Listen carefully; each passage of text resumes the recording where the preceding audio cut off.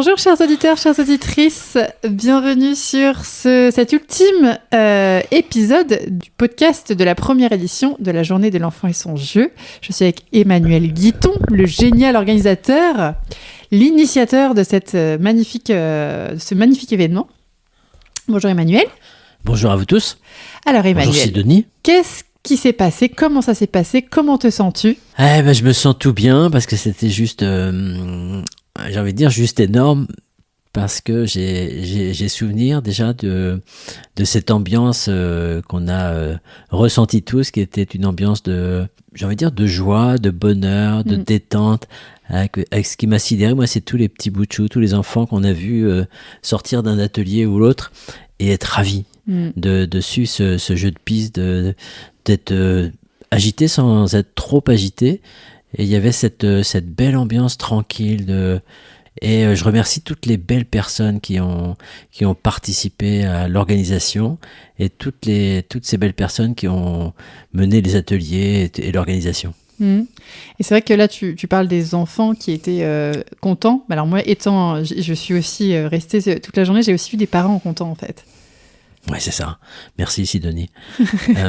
Les parents, oui, aussi étaient détendus parce que de voir leur enfant bien, et je pense qu'ils ont apprécié cette ambiance tranquille où on les a reçus avec simplicité. Il n'y avait pas d'obligation, on était juste là à vivre ce qu'il fallait vivre et jouer. Et ça, c'est quand même pour moi la plus belle chose de la vie, c'est d'avoir du temps pour jouer et de se laisser aller dans le tranquille, dans le rigolo, dans le plaisant, dans le challenge, dans le résultat de couleurs ou de découvertes. C'était juste considérable. Si on imagine qu'on est un drone qui passe au-dessus des différents ateliers, qu'est-ce qu'on voyait au-dessus de chaque atelier ?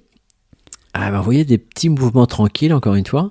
Et moi, la première image que je vais capter, c'est le grand atelier jeux vidéo, où on voit le Mario Kart sur son circuit avec les différents kartings et toutes ces consoles avec les enfants qui sont là. C'était en deux parties en fait. En deux parties, avec des papas qui étaient là à jouer, des associations papa-enfants. Même maman-enfant d'ailleurs, j'ai vu des maman-filles sur les même jeux vidéo. maman.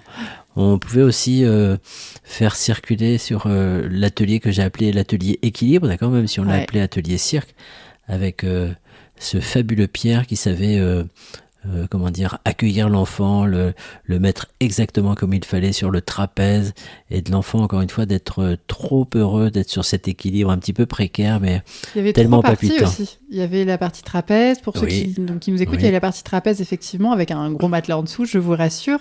Il y avait une partie funambule, proche du sol, avec un matelas, et il y avait une partie, alors je ne sais pas comment ça s'appelle, avec un rouleau et une planche par-dessus. Ouais. Il y avait aussi la jonglerie. Oui, et il y avait la partie jonglerie, 4 parties. Oui. C'est-à-dire que là, je trouve que c'était très fort parce que on a bien compris la notion d'équilibre, c'est-à-dire qu'un enfant, il cherche son équilibre dans son corps pour s'installer en équilibre dans l'ambiance. Et l'ambiance était propice à cet équilibre et c'était juste incroyable. Je voudrais juste ajouter quelque chose, effectivement, sur cet atelier. J'étais surprise, personnellement, de tout ce qu'il a été capable de faire avec des tout petits, en particulier dans la jonglerie. Alors moi, je m'attendais pas à ce qu'il ramène tous ces ustensiles. Et en fait, les enfants, ils ont fait des trucs extraordinaires. Ils ont fait, j'ai vu des tout petits, avec les assiettes sur les bâtons, les assiettes chinoises, ou avec des bâtons avec les espèces de froufrous au bout. Ça faisait un truc très joli en toute simplicité. Et c'était assez incroyable parce qu'effectivement, les tout petits, c'était atteignable en fait. Et c'est vrai que c'était chouette. C'était superbe. Et l'atelier peinture, donc il ressemblait à quoi ? Le drone va jusqu'à l'atelier peinture avec cette grande table de peinture qui a été barbouillée de peinture pour les mélanges. Et ces œuvres, ces chefs-d'œuvre qui sont nés divers et variés, parce que la peinture, ce qui est fabuleux, c'est qu'elle dépose la vie de l'enfant et son état.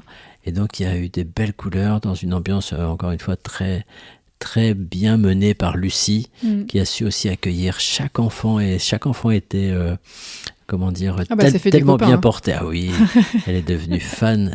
Elle avait des fans. Elle avait des fans de beaucoup d'enfants. Et ça a donné de la couleur, du pétillant, quelque chose qui a été aussi très très gai, très gai. Et dans un petit coin, il y avait la partie librairie. Et oui, avec Valérie qui était là très présente, avec ses superbes livres pour les enfants. Il y en avait beaucoup, avec beaucoup de titres attirants et de merveilleuses petites histoires pour les enfants et aussi un peu pour les parents. Oui, il y avait quelques livres sur le développement personnel en tant que parent, en justement. tant que parent. Ouais. Le soutien parental. Donc le drone, là, il était dans la partie Élysée, donc le restaurant Élysée. Puis s'il sort de l'Élysée, on va vers le Matignon, on rentre dans le Matignon. C'est ça, il passe par le food truck.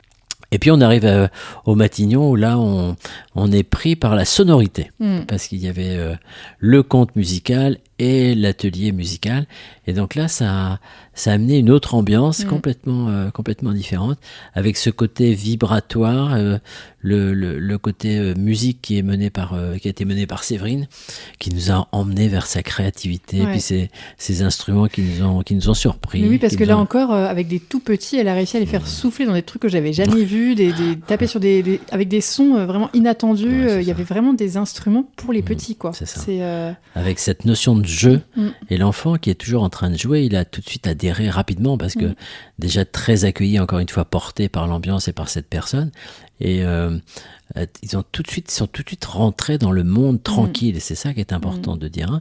Et puis on passait aussi au conte de ce fameux Nicolas qui plus comme un spectacle finalement avec des chaises. Les enfants étaient avec les grands yeux ouverts et les oreilles encore plus ouvertes et tout leur corps en captation et ils étaient fascinés par cet homme fascinant. Est-ce que tu peux nous parler cette fois-ci, puisque l'événement est passé et qu'il n'y a plus le besoin de garder le suspense, est-ce que tu peux nous parler un petit peu du livre que tu as choisi c'est l'histoire de Gaspard. Ouais. Gaspard qui rencontre des animaux de la forêt qui sont en grande difficulté puisque des hommes qu'on connaît bien sont en train d'abattre la forêt et de détruire la forêt et qui trouvent la solution, on n'en dira pas plus. Et cette histoire fabuleuse qui est encore une fois sur le naturel dans la nature avec des enfants qui savent être très sensibles à ce qu'on peut voir dans la nature et sentir dans la nature et Nicolas il nous raconte ça avec il nous le raconte et il nous le chante en fait. Il nous le chante mais c'est juste les parents aussi étaient très très emmenés dans cette ambiance d'histoire et d'imaginaire très riche. Un petit message caché entre guillemets dans l'histoire parce qu'il y a quand même cette idée d'écologie, de respect de la nature qui est très présent mais sans être lourd. C'est pas lourd, c'était discret quoi. Ouais. C'est ramener un petit peu l'actualité pour que l'enfant réagisse à ça et que les parents soient aussi touchés. Et puis on pouvait passer par l'atelier qu'on appelait l'atelier jeu, qui est à observer encore plus le jeu, le capter encore plus, puisque, on le répète encore une fois, si on enlève le « u » à ce beau mot qui signifie le joyeux, le ludique, eh bien on sait que l'enfant travaille son soi-même et s'adapte.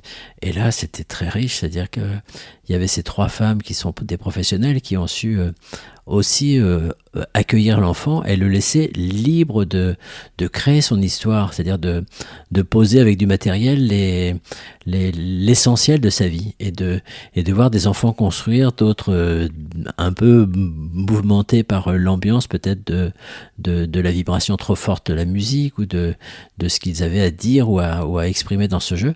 En tout cas, quelque chose aussi qui était très riche, très très riche. Parce que là, c'était l'atelier où les parents ou les accompagnants pouvaient poser des questions pour essayer de, entre guillemets, lire le jeu de leur enfant. C'est ça, c'est d'aller plus loin sur ce qu'on dit, nous, et ce qu'on colporte. C'est-à-dire que dans le jeu, il n'y a pas juste une occupation et un plaisir qui serait à s'arrêter là et à durer trop peu.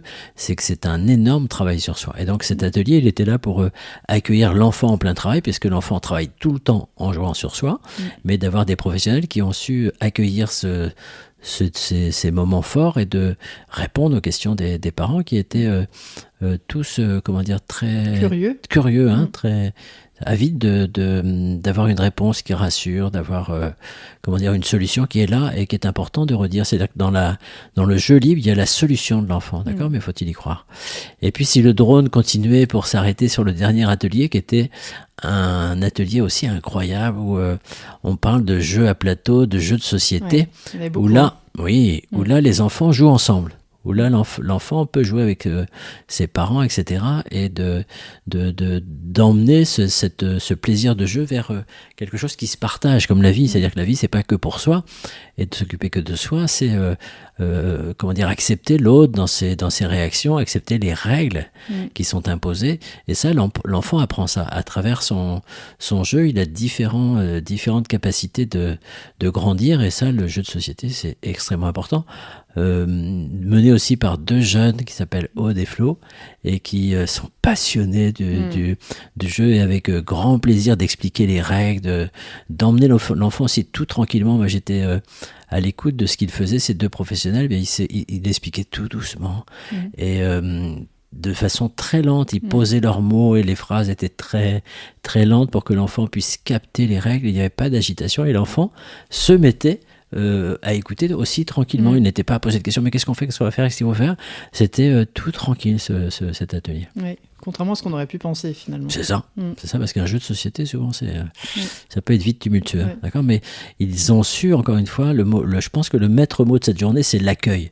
Ils ont su accueillir tranquillement ces enfants pour leur imposer une règle de jeu, ce qui n'est pas simple. Et justement, après cette première édition de cette merveilleuse journée, qu'est-ce que tu en retiens, toi ? Moi, je dirais, c'est tout de suite le mot bonheur qui arrive. C'est-à-dire que c'était le bonheur des enfants, le bonheur des parents, le bonheur de chaque participant, parce que moi, je ne vais jamais remercier assez les gens qui ont accepté de partir dans cette aventure. Toi, la première, Sidonie, et d'avoir jubilé sur sur ces échanges humains très riches avec des personnes qui sont toutes plus belles les unes que les autres, et de garder ça. Moi, je gardais ça. Je sais que la 2e édition sera différente, mais je pense que j'enlèverai jamais cette première journée tellement calme et tellement paisible et tellement riche. Et en quoi elle sera différente, la 2e édition, alors ? On ne sait pas comment elle va être faite, mais en tout cas, elle va être la correction de ce qu'on a vu qu'il fallait mieux faire, et qui sera peut-être à mettre plus, j'ai cette notion de largeur, c'est-à-dire de toucher plus de monde, d'accueillir plus d'enfants, de plus faire d'espace. Plus d'espace, ou plus de, j'ai envie de dire qu'on va élargir le chemin. Voilà, c'est ce qu'on va faire. Ok, super. Merci Emmanuel. Merci pour ce retour. À bientôt. À très vite. Au revoir Emmanuel.